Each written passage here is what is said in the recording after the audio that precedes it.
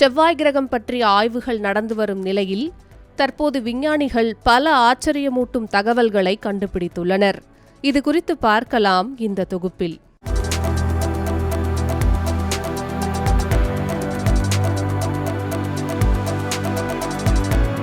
பூமிக்கு அருகாமையில் இருப்பதாலும் கடந்த சில தசாப்தங்களாக அடிக்கடி செயற்கைக்கோள்களை அனுப்பி செவ்வாய் கிரகம் உயிர் வாழ தகுதியானதா என பல ஆய்வுகள் நடந்து வருவதாலும் இந்த கிரகம் மிக பிரபலமான ஒன்றாக உள்ளது. இதனிடையேதான் செவ்வாய் கிரகம் ஏன் சிவப்பு நிறத்தில் உள்ளது என்பது குறித்து ஆய்வுகள் நடைபெற்று வருகிறது. அதில் முதலில் செவ்வாய் கிரகத்தில் இருக்கும் உலர்ந்த ஹேமடைட் என்ற கனிமம்தான் செவ்வாய் கிரகம் சிவப்பு நிறத்தில் இருக்க காரணம் என்று நம்பப்பட்டது. அதாவது மேற்பரப்பில் திரவநிலை இல்லாததால் செவ்வாய் கிரகத்தின் சிவப்பு நிறம் ஹேமடைட் போன்ற உலர்ந்த இரும்பு ஆக்சைடுகளிலிருந்து வந்தது என்று நீண்ட காலமாக கருதப்பட்டு வந்தது. ஆனால் தற்போதைய ஆய்வில் ஃபெரிஹைட்ரேட் எனப்படும் தண்ணீரை கொண்ட இரும்பு ஆக்சைடுகள் தான் செவ்வாய் கிரகத்தின் சிவப்பு நிறத்திற்கு காரணம் என்று விஞ்ஞானிகள் கண்டுபிடித்துள்ளனர்.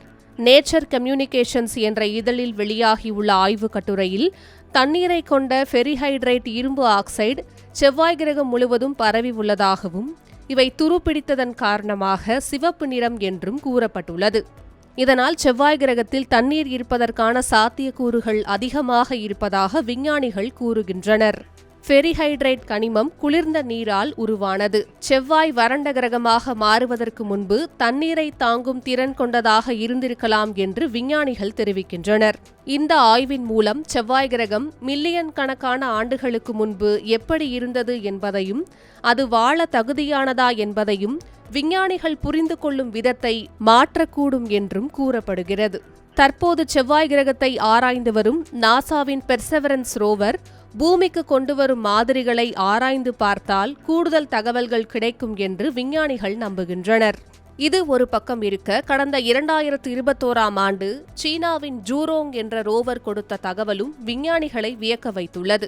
தற்போது இந்த ரோவர் செயல்பாட்டில் இல்லை என்றாலும் அந்த ரோவரிலிருந்து கிடைக்கப்பெற்ற தகவல்களை வைத்து ஆய்வு செய்ததில் பென்சில்வேனியா மாநில பல்கலைக்கழக மாணவர்கள் செவ்வாய் கிரகத்தில் கடல் இருப்பதை உறுதி செய்திருக்கின்றனர்.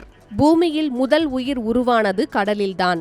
எனவே செவ்வாய் கிரகத்தில் கடல் இருந்திருக்கிறது எனில் அங்கு உயிர்கள் இருந்திருப்பதற்கான சான்றுகள் இருக்கக்கூடும் என்று ஆய்வாளர்கள் ஆராய்ந்து வருகின்றனர். இந்த கடலானது 3.6 பில்லியன் ஆண்டுகளுக்கு முன்பு இருந்திருக்கலாம் என்றும் சொல்லப்படுகிறது. எப்படி இருப்பினும் முழுமையான ஆய்வுக்கு பின்னர்தான் செவ்வாய் கிரகத்தில் உண்மையிலேயே கடல் இருந்ததா, அங்கு உயிர்கள் வாழ்ந்ததா, அந்த கிரகம் எப்படி அழிந்தது போன்ற தகவல்கள் நமக்கு தெரிய வரும்.